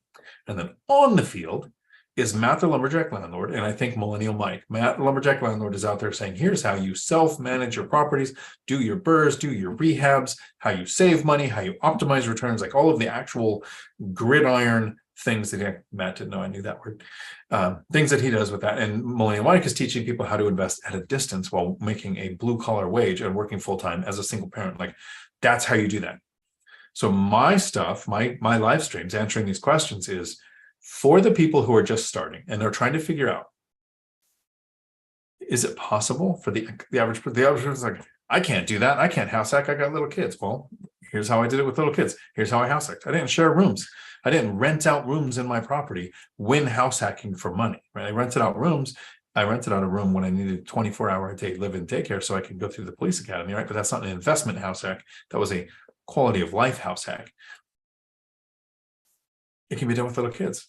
Like, you'll hear people say, I can't invest because, and I take this from Matt, I'm not in the convincing business. I used the wrong word when I said I'm convincing people. I'm trying to show people, because if somebody is dead set, and they say this on BiggerPockets all the time, if you want to do something, you find a way. If you don't, you find an excuse. I completely agree with that. So BuzzTune, thanks. Refinance only for lower interest rate. I agree. When I drop the rental price, where's a good time to evaluate whether to drop price again? And it's only for lower interest rate. When I drop the rental price. So I think you're asking if you have a vacancy and it's not renting, how long until you drop the rental price? Before we drop rental prices, I would do a concession. Free month rent, half month off. How are you advertising? Are you on one platform? Is that platform used in your area? I like to use Hemlane because it puts it out on 30 different platforms. Zillow, Trulia, apartments, all the different ways. I think everything but Craigslist that I've looked up. And if you take the Lumberjack Landlords course, he's got a section on how to list a rental. I had a friend. So this is one thing. This is a weakness of mine, right? I have 16, I have 18 rental units, but I was managing 16 up until this month. Over a decade, I've had 4 tenant turnovers. I have not developed the skill at being really good at tenant turnover. I've developed the skill at how to retain tenants, how to limit tenant turnover, how to negotiate with tenants to keep the turnover low, how to find properties that are designed to keep tenant turnover low. All of my strategies are for that. So in Matt's course, he's got a thing. I had a friend who listed a property. We were considering a rent decrease. We were considering a couple of other concessions. You can take a month off, take half a month off. And I'm not going to give away what's in his course, but I'm going to tell the difference between how I was presenting it and what he did differently that got her a bunch of attention for her rental within less than 2 days. I'm a property owner. I listed the property the way I would like to see it on the MLS. It is this many square feet. It has this many bedrooms. It has this much parking. It was built in this year, like the data on the rental. Matt presented it how you would attract a tenant to your property. So that's what I would look at is maybe email me your listing. And I will take a look and tell you if there's anything that I can notice offhand, how you're listing it, then how long, and then how does the current rent compare to the rent box, right? If you just list the rents and you think, I hope to get this, and you don't, because remember, your expenses and your wishes don't set rents. There's only one thing that sets rents, and it's not your expenses. If your expenses set your rents, a paid off property and a property with a mortgage would rent for completely different amounts, but they don't. The thing that sets your rents is area average rents. Have you studied area average rents and how far off of that are you?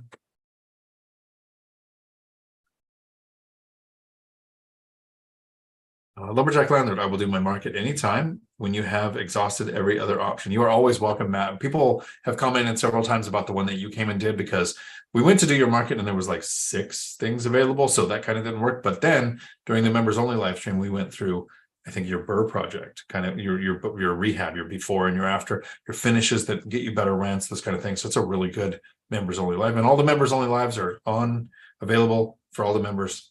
I don't take those down either, kind of like these lives. Oliver, when you do have a tenant turnover, do you normally charge your tenants for a cleaning service? Also, units that have a fireplace to schedule a chimney sweep and charge your tenant after they move out. So if I had a tenant turnover, I think after just 1 year and it needed cleaned, I would probably charge a cleaning thing. If they've been there for a few years and it they did a reasonable effort to make it clean when they left, I have never not charged a cleaning service. Some places don't let you. For the most part, the 4 tenant turnovers, I'm trying to think. I don't think any of them have not gotten their full deposit. There's one that's moving out soon that might not. We'll see. Big German Shepherd. I expect a bunch of pet damage. Great dog, but I think I've seen pet damage when I was there. Not stuff that I cared about or worried about to fix while he was there. Once they move out, could be a thing.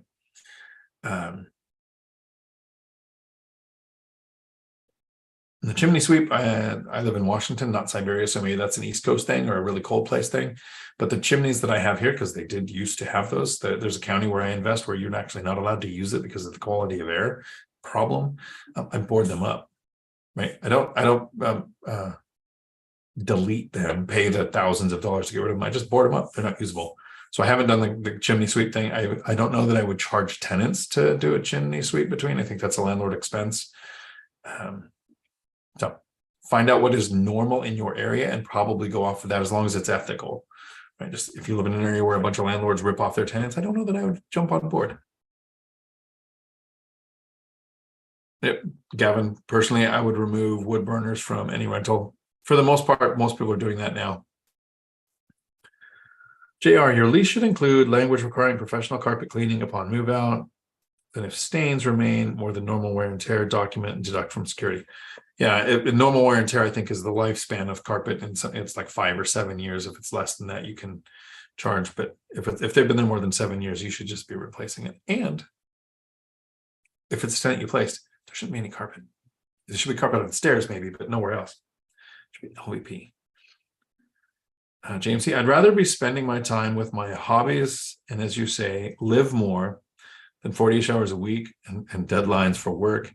We have to think we will be alive for 10 years, start acting like it. Yep, I say, well, you're going to be alive in 5 years, start investing like it. I totally agree. JR, howdy. Is there a resource that collects rent box details and makes them available for your CSV format? So the rent box, there is a rentometer.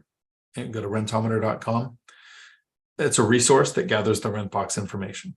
And historically, from 2013, maybe 2015 to 2020, they were not too bad because rents kind of went like this. And they were using the historical data from a year or year and a half ago to say, this is what's going on in your market. In 2020, when we had the eviction moratorium and the pandemic and the rent freeze and all of the problems that happened, rents spiked so much in 2021, about 40% in my market, that Rentometer couldn't keep up, and they were off by 20 to 30% of where rents were. Even if you shortened it from a 1 year historical data to 3 months, which they don't have, they might have now for the pro member, they were just off. So you can get a kind of a snapshot from Rentometer, but I would go and build a rent box. Go to apartments.com, go to Zillow, go to whatever you can rent, Craigslist, Facebook Marketplace in your area, and build a list of these are the rentals, mark the date, and track for at least 2 weeks, because if something goes up and comes away and comes back at a higher amount, you know that was too low. If it goes up and sits for a long time, comes back at a lower amount and goes away, you know it was too high. But it takes a couple of weeks to get that. You can't just take a look and go, now I know what's going on. So rent box takes a couple of weeks at least to put together. Whereas a area average yield for your buy box takes 60 to 90 days, right? So the yield takes longer than the rent box does. Right, owners, I can't make them members only anymore at the earlier time. So 1 is too early. I'll probably put a poll on YouTube and do the members only maybe after the BiggerPockets thing. But the problem is, I don't know how long that one usually takes, because I kind of do that this format. I know for BiggerPockets, it's supposed to be, it's an hour once a week, right? If you take their rookie boot camp, I'm the teaching assistant for that. And so once a week, you get an hour with your teaching assistant, Zoom style. I don't know that I've had any yet that were done in an hour. So I don't want to do it right after. So maybe we'll do, but REI starters, they are there in Futureland. Awesome. Thank you all very much. I hope that the beginning of this video will eliminate some people who this might not be the best asset class to invest in. And for everybody who stayed, you now know the things that aren't barriers for you. And the rest of the information should have helped you get closer, one step closer to financial freedom, making work optional, which doesn't mean you have to retire. It just means you can. And life is a lot better when you have options. Until my next video, thanks for coming to my Dion Talk.